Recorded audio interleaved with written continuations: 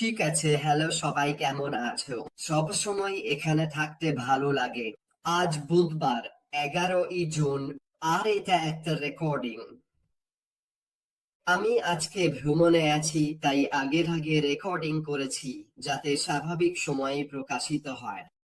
আগামীকাল বৃহস্পতিবার আবার স্বাভাবিকভাবে লাইভে তোমাদের সঙ্গে থাকবো। তবে আমি চেয়েছিলাম আমরা গতকাল যে বিষয় নিয়ে কথা বলছিলাম সেই ধারাটাই চালিয়ে যেতে, যেটা ছিল অনলাইনে ব্যবসায় সফল হতে কি কি দরকার। আমি মনে করি এটা আমাদের অনেকের জন্যই খুব ভালো একটা বিষয়, কারণ এটা আমাদের আরো ভালোভাবে বোঝায় যে এই অংশগুলো আমাদের অনলাইন সাফল্যের জন্য কতটা গুরুত্বপূর্ণ। গতকাল আমি ব্যবসায়িক পরিকল্পনার এবং কৌশল নিয়ে আলোচনা করেছিলাম।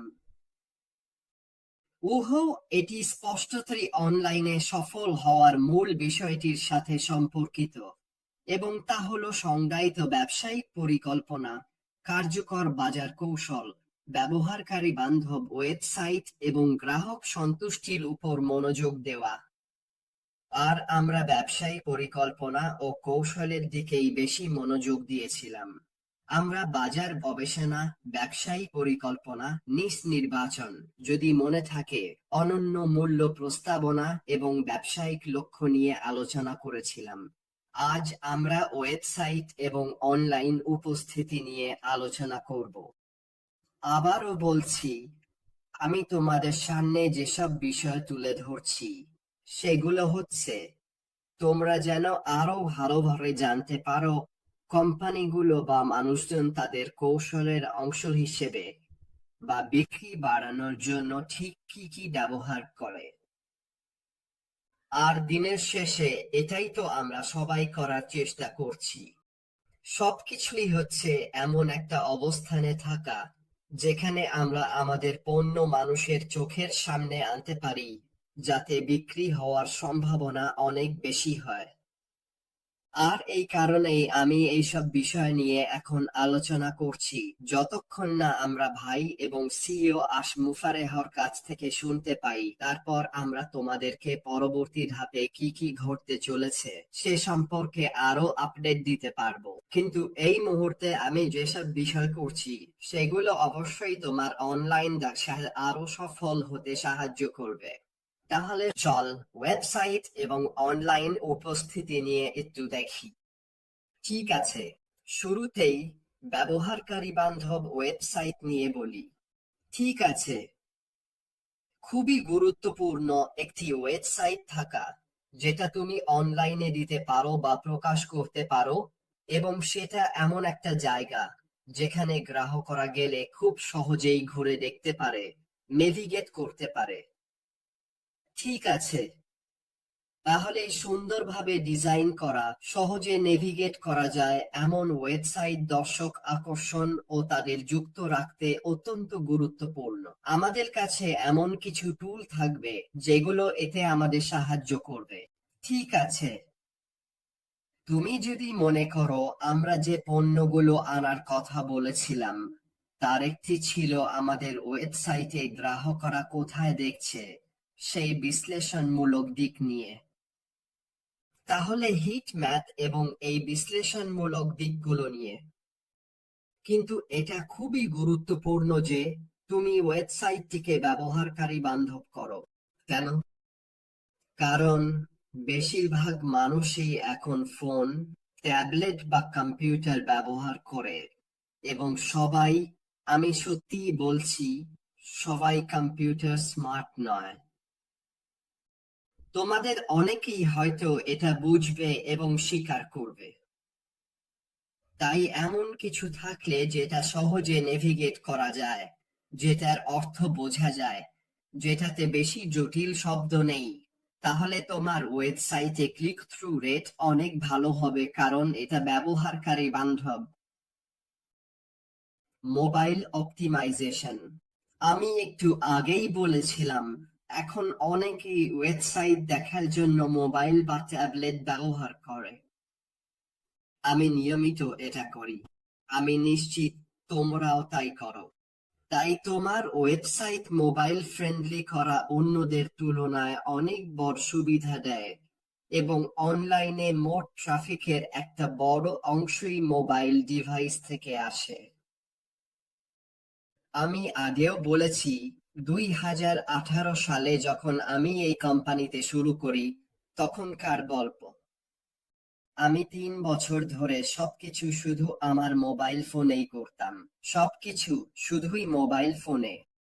তাই এখনকার দিনে বেশিরভাগ মানুষ ইন্টারনেট ব্রাউজ করতে মোবাইলই পছন্দ করে।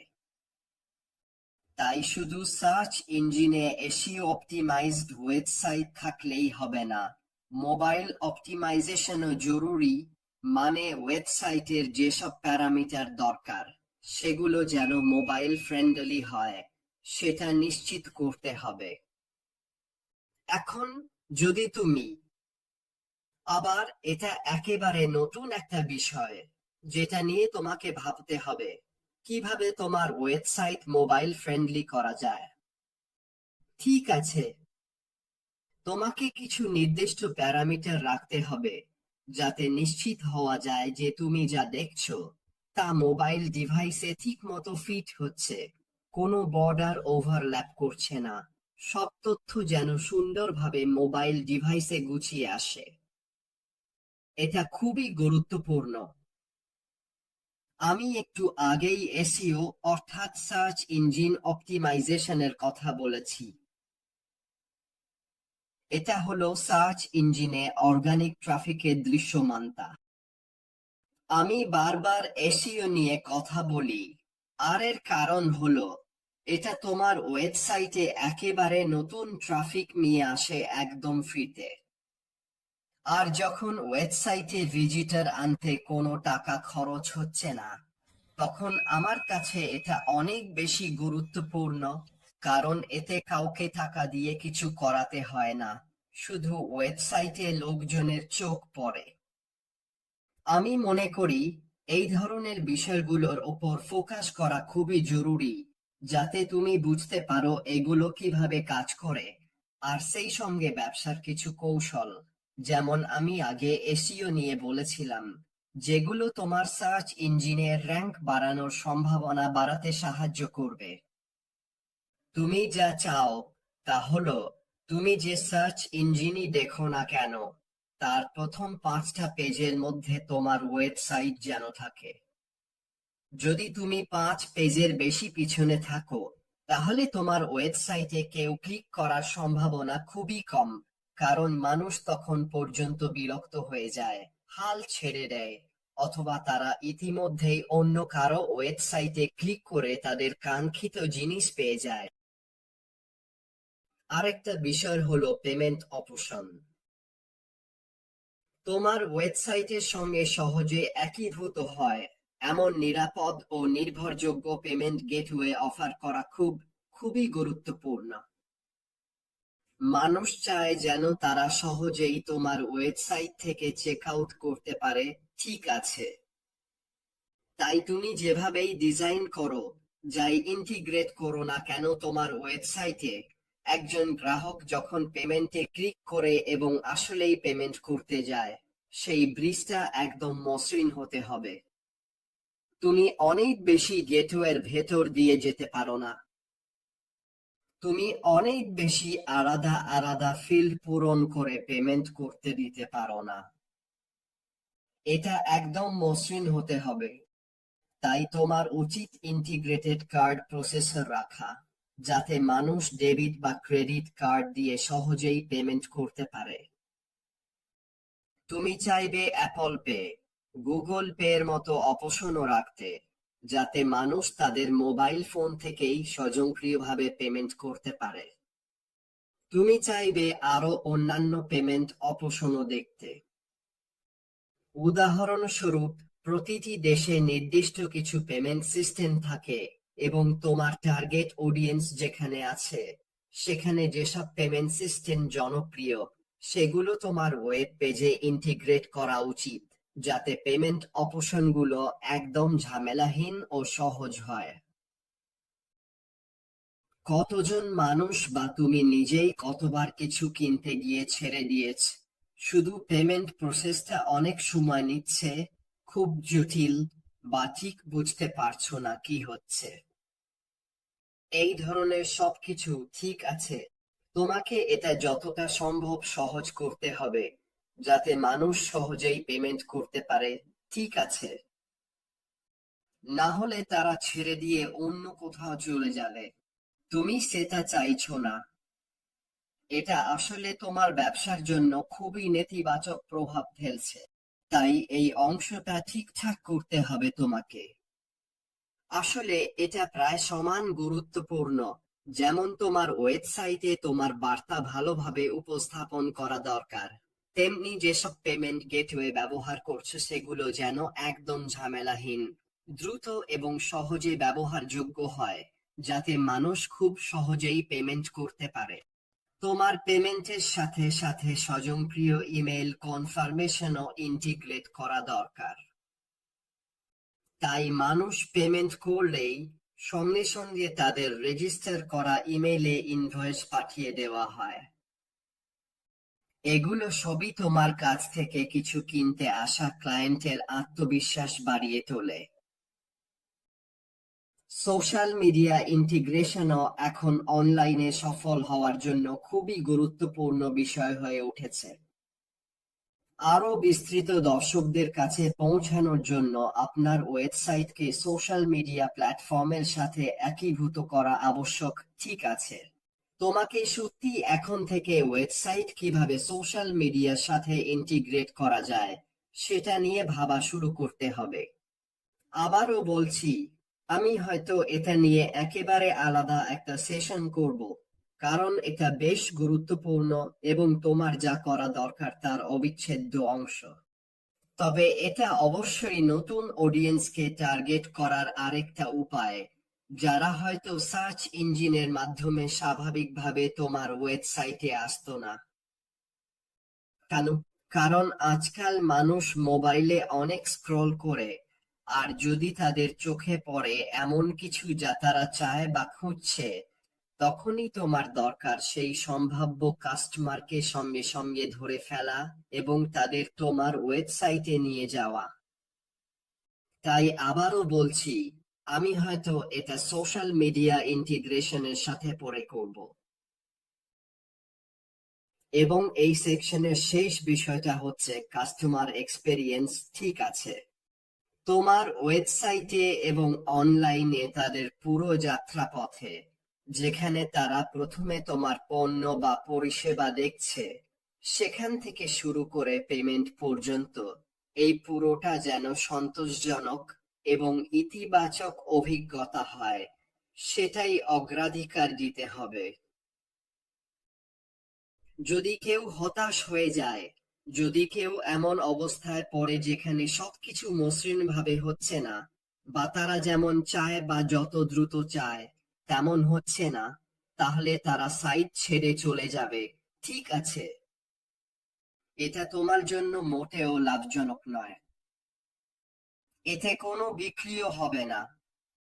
তাই ওয়েবসাইটে প্রথম ক্লিক করা থেকে শুরু করে পণ্য বা পরিষেবার জন্য পেমেন্ট করা পর্যন্ত যাত্রার প্রতিটি ধাপেই যেন খুব সহজ, খুব মসৃণ, খুব স্বচ্ছন্দ হয়, এটা নিশ্চিত করতে হবে। না হলে সম্ভাব্য গ্রাহক ঠিকই সাইট ছেড়ে চলে যাবে, আর তোমার কোনো বিক্রি হবে না। আমি আগেও বলেছি, যখন তুমি ওয়েবসাইট ডিজাইন করো বা অনলাইনে তোমার দৃশ্যমানতা কিভাবে বাড়ানো যায় এসব নিয়ে ভাবো, তখন অবশ্যই তোমার ডিজাইনটা গ্রাহকের দৃষ্টিকোণ থেকে দেখতে হবে। তোমাকে সত্যিই সবকিছু গ্রাহকের দৃষ্টিভঙ্গি থেকে বিশ্লেষণ করতে হবে। ঠিক আছে? এবং পুরো প্রক্রিয়াটা এমনভাবে অনুসরণ করতে হবে যেমন একজন গ্রাহক কোনো নির্দিষ্ট পণ্য বা পরিষেবা কেনার জন্য করত। তোমার ওয়েবসাইটটা তুমি নিজে বোঝো, এটা খুবই গুরুত্বপূর্ণ। এটা গুরুত্বপূর্ণ যে তুমি বোঝো একজন একেবারে নতুন গ্রাহক, যে আগে কখনো এই ওয়েবসাইট দেখেনি, সে কিভাবে ধাপে ধাপে এগিয়ে গিয়ে তোমার বিক্রি করতে চাওয়া পণ্যটি কেনার সিদ্ধান্তে পৌঁছায়। যদি তুমি এটা না করো, তাহলে এমন অনেক সমস্যা বা ফাঁদ তুমি ধরতেই পারবে না, যেগুলো হয়তো আগে কখনো তোমার নজরেই আসেনি। তাই এটা খুবই জরুরি যে তুমি নিজেই সেই কাজগুলো করো, যেগুলো একজন গ্রাহক করবে। তাহলে শেষ পর্যন্ত বিক্রি হওয়ার সম্ভাবনাও অনেক বেড়ে যাবে। প্রক্রিয়াটা খুবই কার্যকরী হতে হবে। এটা এমন কিছু হওয়া উচিত যা গ্রাহক করতে উপভোগ করবে এবং শেষে সন্তুষ্ট হবে। মানে, পণ্য বা পরিষেবার জন্য প্রাথমিক পেমেন্ট করার সময়। তাই এই ছোট ছোট বিষয়গুলো, ঠিক আছে, এই দিক থেকে সত্যিই খুব গুরুত্বপূর্ণ। আমি দ্রুত মার্কেটিং এবং সেলস নিয়ে আলোচনা করব। আবারও বলছি, অনলাইনে সফল হওয়ার সবচেয়ে বড় অংশ হলো সঠিক মার্কেটিং এবং সেলস স্ট্র্যাটেজি তৈরি করা। আমি এটা আগামীকাল বিস্তারিতভাবে আলোচনা করব এবং আমরা গভীরে যাব এই বিষয়টা নিয়ে। কিন্তু তার আগে আগামীকালের জন্য একটু ভেবে দেখো, তোমার ব্যবসার মধ্যে তুমি কিভাবে তোমার বর্তমান পণ্য ও পরিষেবাগুলো মার্কেটিং করবে। কোন কোন মাধ্যম ব্যবহার করব, এবং আমি কি করতাম যদি আমার ব্যবসা হতো।